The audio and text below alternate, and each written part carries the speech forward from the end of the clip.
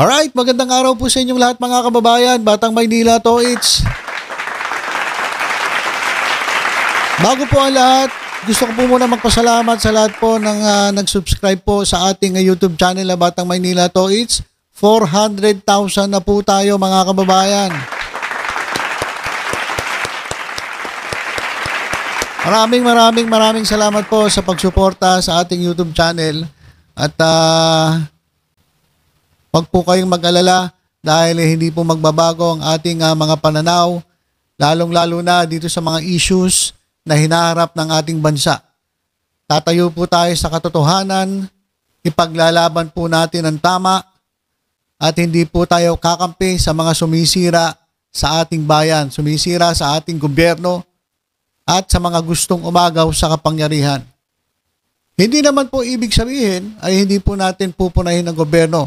Kapag may mali pong ginawa ang gobyerno, kinakailangan po natin silang kalampagin. At kapag tama naman po, kinakailangan po natin silang palakpakan.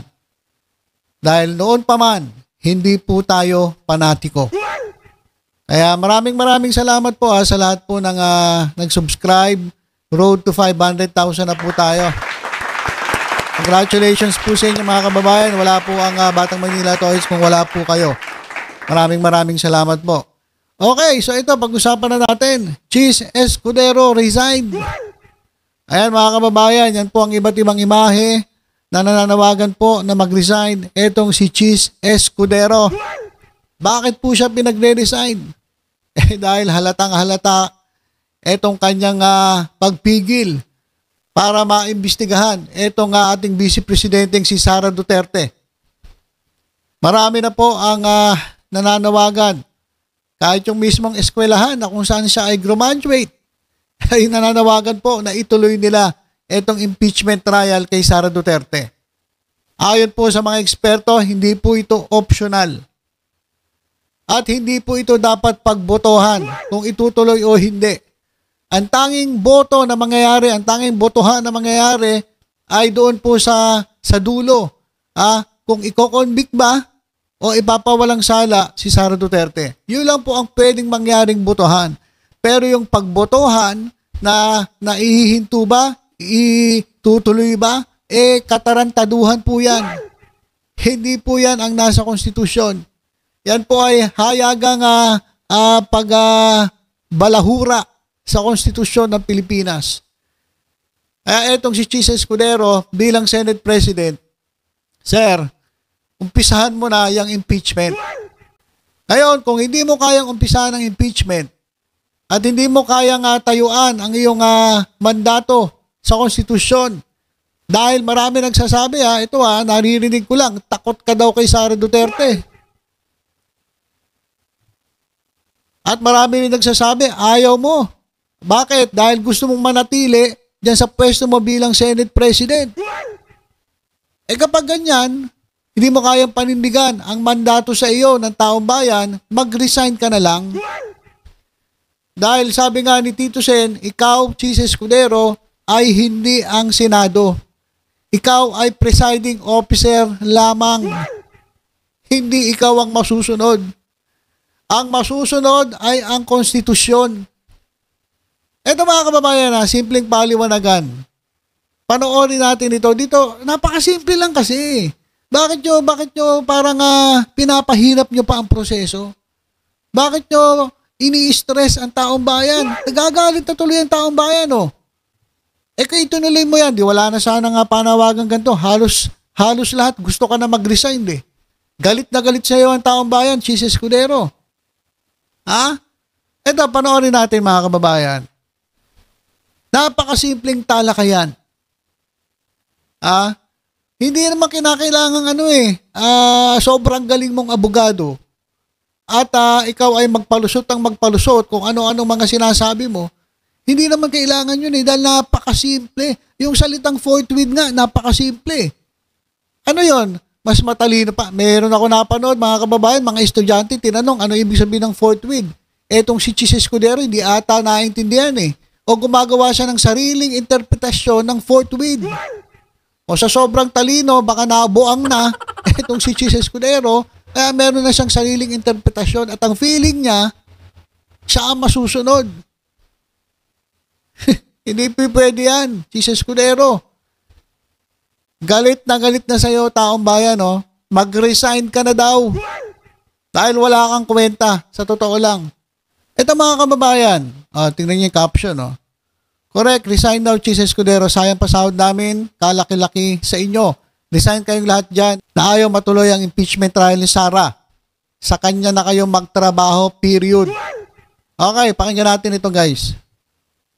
Ang utos po ay maglitis kayo at maghatol kayo. Gayon, wala pang nangyayari, gusto nyo nang ipadismiss. Through a resolution na hindi naman nakasaad sa ating konstitusyon at hindi rin nakasaad sa impeachment rules ng Senate. So saan nila hinuhugot ang kapangyarihan na gumawa ng isang resolusyon at ihain sa Senate? Sabi naman ni Senator Cheese Escudero na ang Kongreso ay may plenary powers sa kanilang poder. Kasi diba separation of powers yan. Iyan ba ay justification para mag-file ng resolution na yon? Mali din yun din. Sa aspeto po ng sinabi ni Senate President Cheese Escudero na plenary is supreme, with respect to the internal rules of the Senate or the House of Representatives, yes, your authority is supreme. Pero hindi po kayo mas mataas sa konstitusyon. Yes. Kapag sinabi ng saligang batas na kailangan kayong maglitis at magdesisyon, hindi pwedeng magkaroon ng functional dismissal at hindi mag-trial dito sa impeachment na ito. Kahit isulat nyo po yan sa rules nyo na may kapangyarihan ang Senado to functionally dismiss, that is unconstitutional because it violates the explicit provision under the Constitution which states that you must try and decide all cases of impeachment. Yun yung hindi magets eh. Saan nanggagaling yung resistance? Bakit merong resistance? Yeah. Kung sa ligang batas pala yung nag-uutos para ituloy nyo yan, bakit kayo nagre-resist? Actually, Andrew, yun ang pinakasimpleng tanong. Anong problema?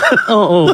Ito nga yung point nung hearing para malaman natin kung meron talagang ginawa o wala. Para sa kapakanan rin ni BP Sara yan. Ako nagtataka, tinutukoy ko lahat ng 24 senators kung bakit nyo po pinapadaan ang taong bayan sa stress na ito. Napakadali lang po to try and decide Why do you have to let the Filipino people go through this rigmarole, go through this stress, exacerbated by the fact na habang kayo nagbabangayan dyan, nalulustay ang pera ng bayan. Yung mga ilaw dyan, yung mga pagkain nyo, yung mga merienda nyo. Kami nagbabayad nun, pero bangayan na kayo ng bangayan. Yung papreskon nila ng papreskon, kung iginugugol kung nyo lang yan. nagtatrial na kayo. Oo, kung inumpisahan nyo na yan, kung ang concern nila ay mauubusan ng oras, edi umpisahan na natin.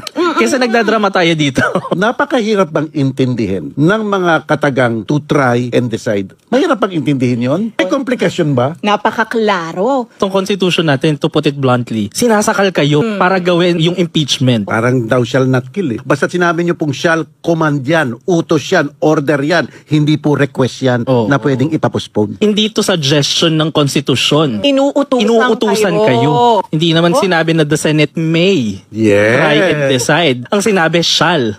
Tsaka hindi sinabi na at your own time, you are available. At your own convenience, mag-hearing na kayo. Paano kapag gumawa ang Senate ng mga rules? For example, pag sinabi nila na hindi na pwedeng tumawid from 19th Congress to 20th Congress yung impeachment. Unang-una, kaya ba nilang gawin yung mga palpak na reglamentong iyon? Ang sagot, kaya nilang gawin. Pero hindi lahat ng ginagawa tama. Kung gawin nila yon at ituloy nila yon, sila ay nagko-commit ng grave abuse of discretion. Matinding pang-aabuso ng karapatan. Meron kang kapangyarihan, pero hindi mo pwedeng abusuhin ang iyong kapangyarihan.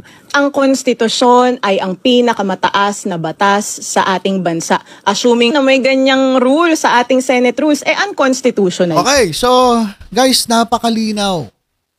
Napakalinaw. Hindi po optional. Inuutusan kayo mga senators, inuutusan kayo ng konstitusyon.